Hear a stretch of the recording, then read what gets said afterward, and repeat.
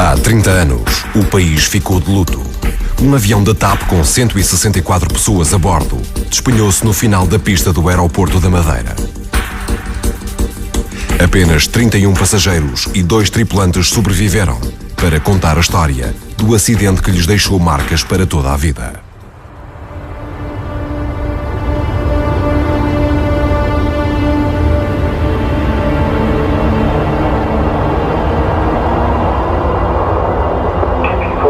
For information, our wind is calling for runway 24. Are you going to try? Okay, I'm on 5 on the birds. I'm going to land. TP425, okay, it's calling to land.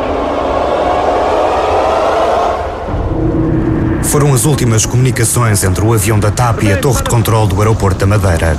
Segundos depois, o Boeing 727-200 aterra, mas não consegue travar até ao final da pista. Faltam 12 minutos para as 10 da noite, quando acontece o mais grave acidente da história da aviação em Portugal. 131 mortos e 33 feridos. Emanuel Torres é um dos sobreviventes do voo TP425 entre Bruxelas e o Funchal com escala em Lisboa. Com 17 anos perdeu a mãe no acidente, mas conseguiu salvar um menino de 2 anos. Logo que eu cheguei à água, recuperei e larguei o miúdo.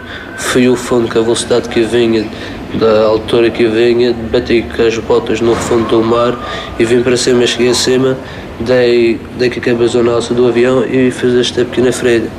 Esta pequena ferida e a seguir dou um toque no centro e consegui começar a nadar.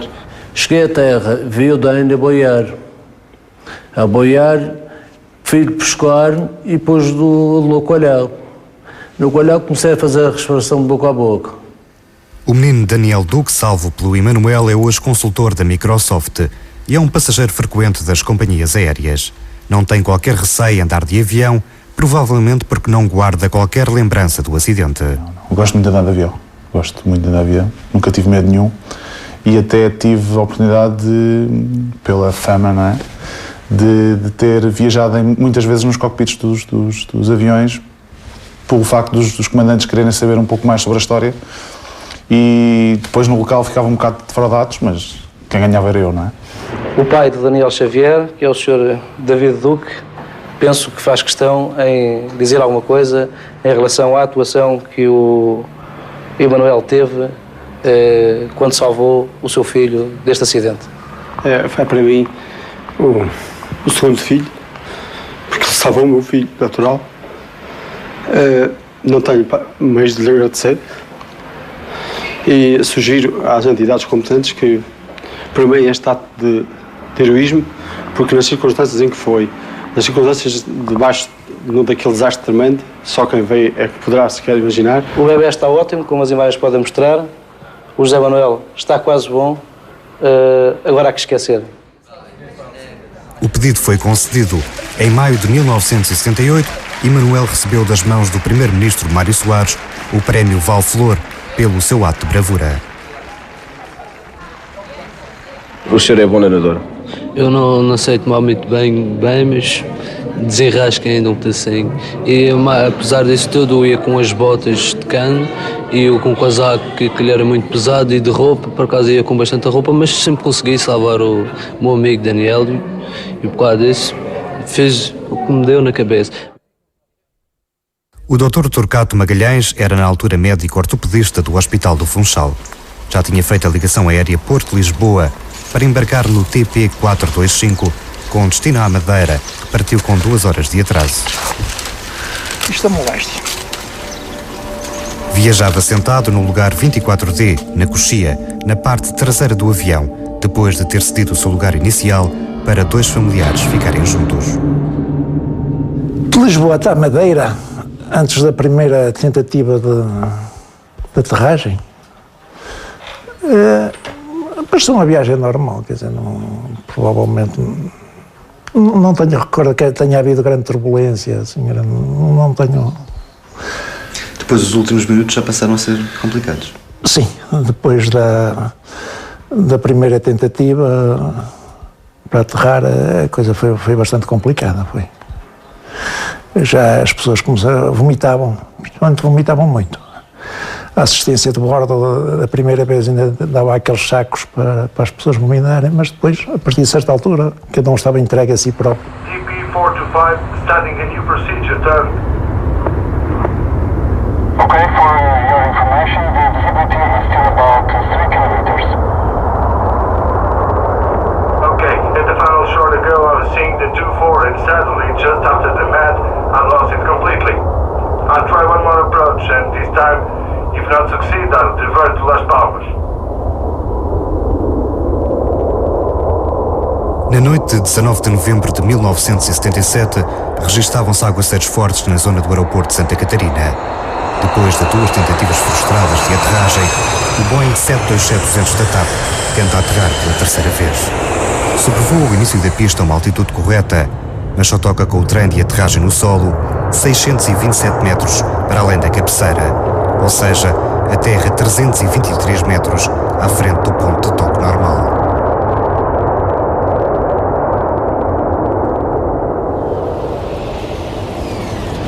As imagens que estão a ver estão a ser captadas da torre de controle do aeroporto de Santa Catarina.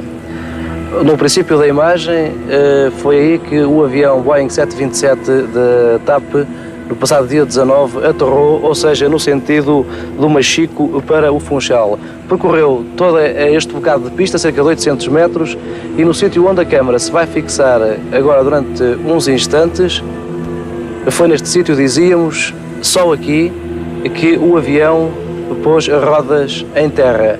Até aqui ele veio de rodas no ar. Continuou depois, não parou, a alta velocidade, segundo testemunhas oculares, e percorreu os outros 800 metros da pista.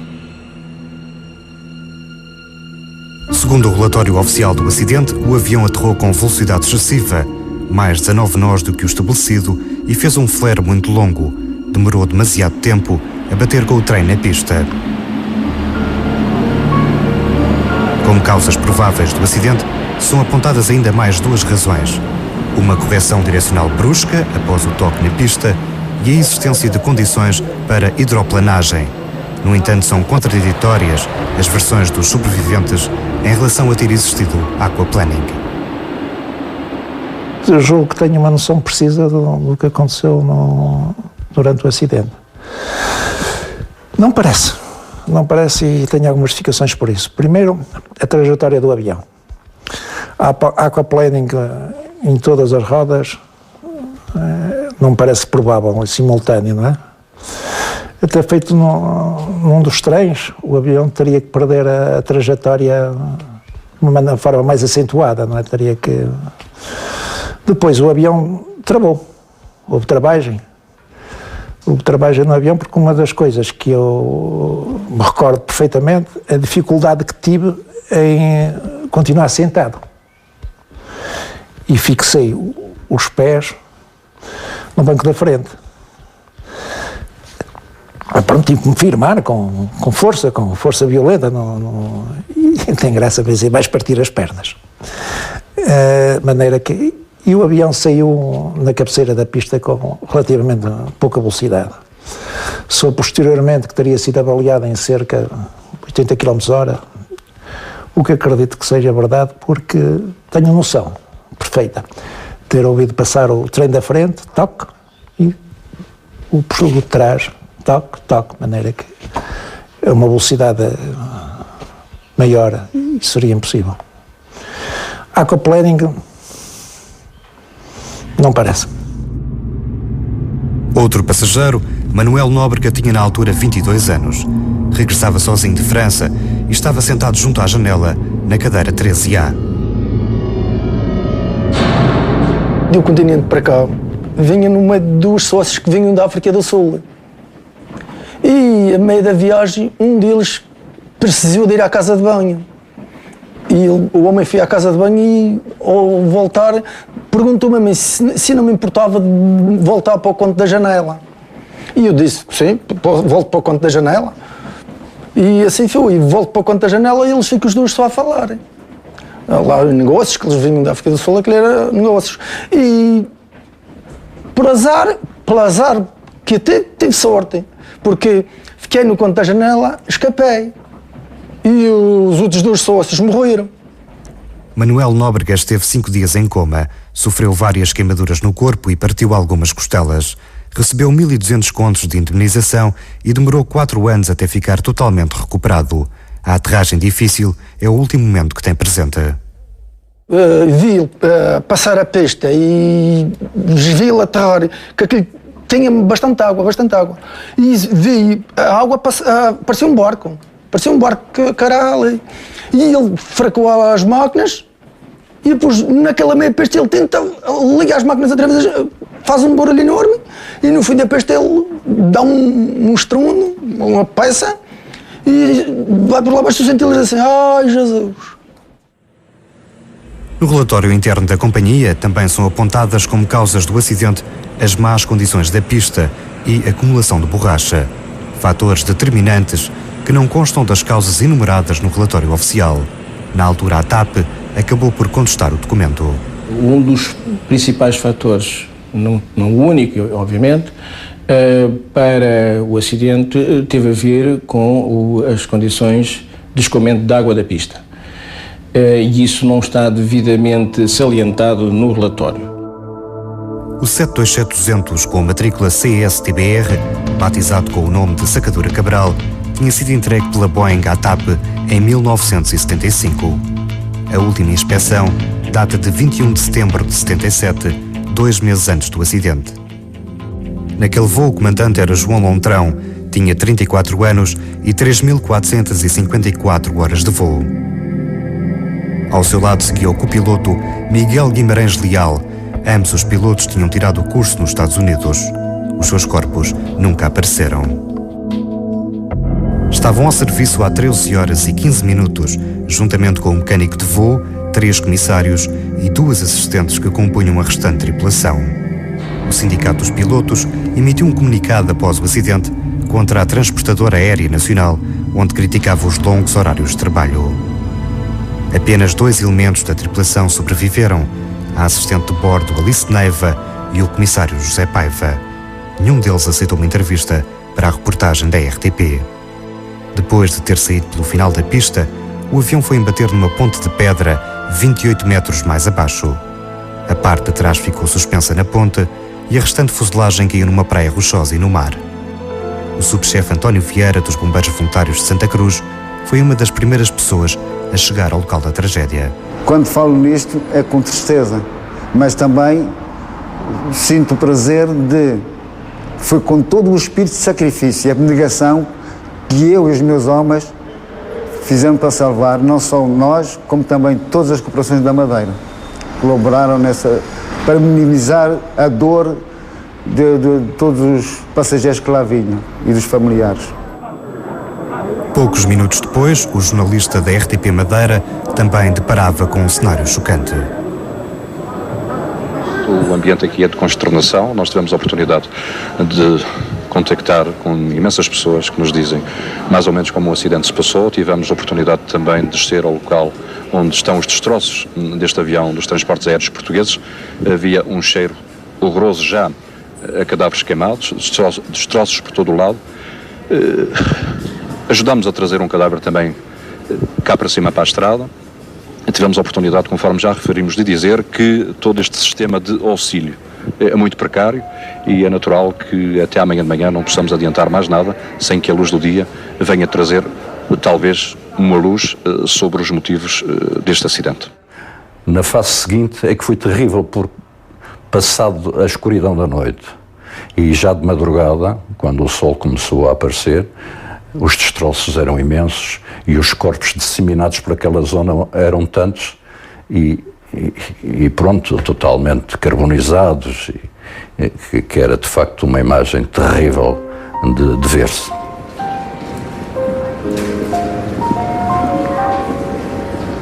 Aquela gente da Madeira a esperar os imigrantes deles, os familiares, meu rico filho, meu rico avô, meu rico pai, as lágrimas a correrem, que isto é verdade. Tenha calma, salva-se muita gente, já lá fui ao pé do avião, está a morrer pouca gente, salva-se muita gente, tenham calma. Eu sabia que era mentira, eu estava a mentir, mas estava a tentar confortar aquela gente, perceber que eu sou uma pessoa muito humana. Bem, À volta de 1h da noite, chegou a rádio televisão. Chegou a rádio televisão lá, meia-noite e tal. Quem é que viu aqui o acidente? Bem, eu pus a mão no ato. Aqui é o senhor, o meu nome, como é que o senhor se chama? Vamos pode ficar cá, vá falando. José Manuel Ribeiro, eu sou alentejano, vivo no Barreiro, sou diretor do Barreirense e tivemos um jogador que sofreu um acidente e que à última da hora não podemos contar com ele. Hoje telefonamos para o Barreiro a pedir a comparência de um júnior para substituir. Suplente, portanto. Um suplente, um miúdo de 17 anos. Presumivelmente viajava neste avião? Não, ele estava indicado para outro voo, mas como nós ontem, quando viemos, houve passageiros do meu voo que entraram num outro avião que vinha também de Bruxelas. Vocês deduziram que era possível que ele viajasse neste? Hipótese que o miúdo, como chegasse lá e como temos diretores do Barreirense que trabalham lá no aeroporto, tivessem encaminhado, olha, o miúdo vai já neste para chegar mais depressa. De maneira que... E não há nada de conclusão agora definitiva? Não tem nada, pois estou muito preocupado, como o senhor pode calcular. Estava cá a assistir, portanto, à aterragem e do avião. eu vim mais cedo, portanto, a vir para o miúdo, vim mais cedo, fui lá para cima para o Barandim e disse para o chofer, que é o senhor daqui do Funchal, disse, ontem quando cheguei, assisti a uma travagem que até travei, parecia que estava a travar o meu Renault. Foi a minha resposta depois ao chofer, diz o chofer assim, pois é. Entretanto, o avião chega e vamos lá que ela ir acima ver como é que os pilotos da TAP conseguem aterrar aqui, com uma categoria destas. Mas vamos lá para cima com esta conversa. Estamos a conversar, entretanto o avião vem e eu só vi o avião em frente da GAR. Portanto, o avião não aterrou no princípio da pista, só aterrou a meio da GAR. O guarda-redes júnior do Barreirense, Carlos Duarte, perdeu um pé no acidente e viu assim a sua carreira futebolística terminada. Pior sorte teve a equipa de arbitragem que ia conduzir o jogo do dia seguinte entre o Nacional e o Barreirense. O passageiro Jorge Silva chegou ao hospital do Funchal em estado crítico com queimaduras, lesões graves na coluna e um traumatismo craniano. Foi um dos sobreviventes transportados em carros particulares para o hospital. Naquela noite viajava para a Madeira, acompanhado pela esposa e por uma amiga do casal. Ocupavam os lugares D, E e F na quinta fila. Já dentro do avião, que na altura os lugares não eram marcados, portanto a única reserva que havia eram os indivíduos que vinham do voo charter de Bruxelas, mas a partir daí cada um que se entendia. De maneira que procurei um lugar para 3, que íamos 3 pessoas, e eu, a minha mulher e mais uma senhora.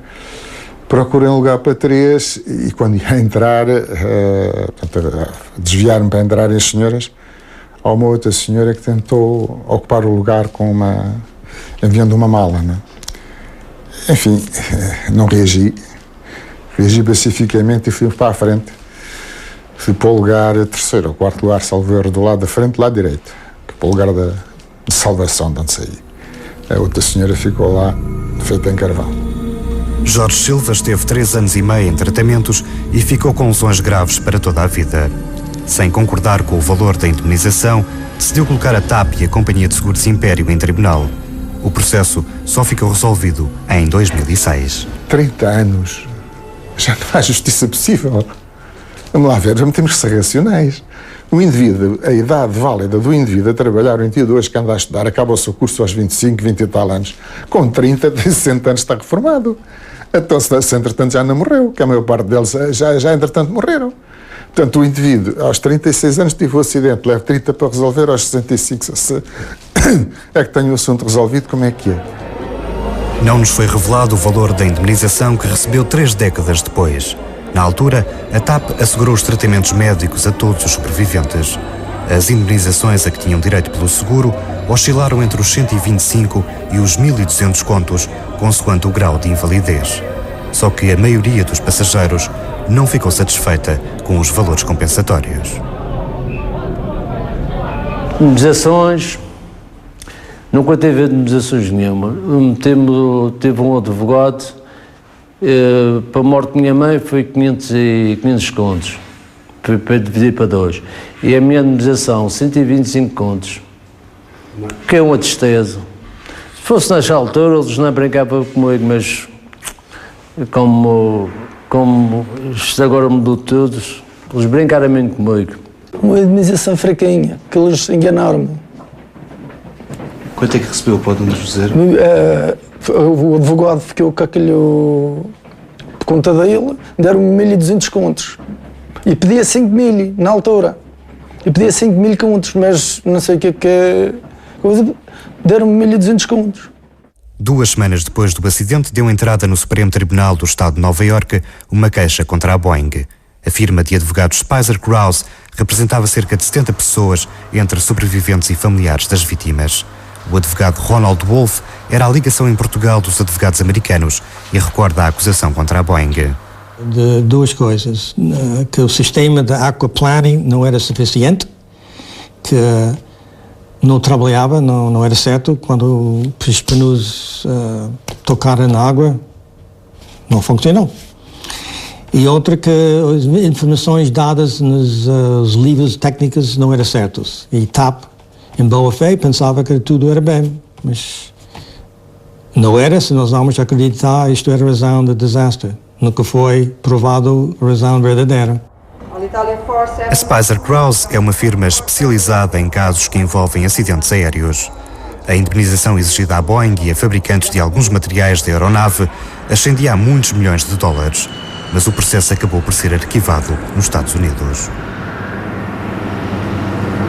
O juiz que tinha a palavra final, neste caso era uma tribunal de recurso, decidiu que o julgamento, as provas, a ação em si, devia ser começado e feito e julgado em Portugal. Outro dos pontos de acusação contra a Boeing era um relatório de 1970 da Associação dos Pilotos de Linha Norte-Americanos.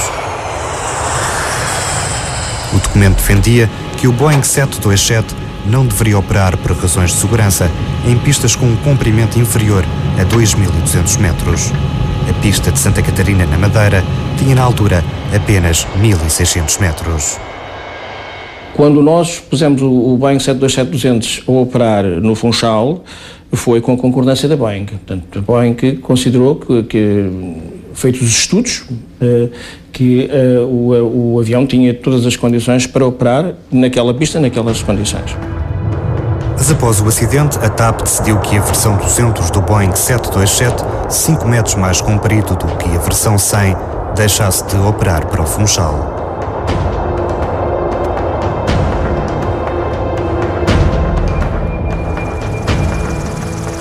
O aeroporto da Madeira foi, entretanto, ampliado. A pista tem hoje 2.700 metros, mais 1.100 metros do que o comprimento que tinha em 1977. É considerado um aeroporto seguro, mas com alguns riscos adicionais. A TAP mantém 2 requisitos de segurança. Para aterrar nesta pista, a aeronave tem de ter todos os sistemas de travagem a 100% e só os comandantes continuam autorizados a aterrar ou a descolar. Quando um piloto é promovido a comandante, não pode logo operar para o Funchal. Só depois de experiência acumulada no tipo de aeronave, é que ele é sujeito a um treino para ir ao Funchal. E o treino é dado ao comandante, hoje é feito em simulador, que os simuladores têm essas características. No passado, como foi o caso na altura do acidente do Funchal, era um treino efetuado localmente, com várias aterragens de dia e de noite, e com depois um voo de verificação, e hoje continua a ser assim. Portanto, há depois um voo de verificação, e só o comandante é que pode aterrar e descolar. O acidente aéreo do Funchal, em novembro de 1977, foi o único acidente com passageiros na história da TAP, que continua a ser considerada uma das companhias mais seguras do mundo.